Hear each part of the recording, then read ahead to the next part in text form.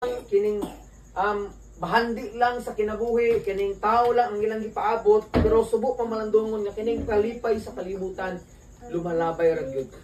Unang ingon si Solomon sa iyang mga sulat nga meaningless kuno, walay pulos ang iyang naangkon sa kinabuhi kinasay usa ka libong asawa. Nani ang tanang bahandi kay dato siya, unya bright pagid sa kaayo. Ingon si Solomon sa iyang sulat sa Ecclesiastes nga walay pulos ang tanan. Pag ikaw wala kay relasyon sa Ginoo. Ano man, kung ang imong kalipay naara sa butang sa kalibutan, ang imong kalipay lumalabay ra pod. Pero ang imong kalipay naa sa Ginoo, ang imong kalipay hangtod sa hangtod.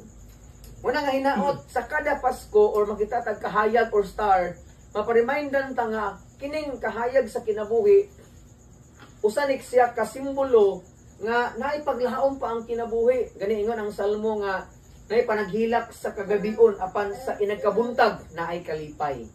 Mabita nang inagkagabiin mga tulog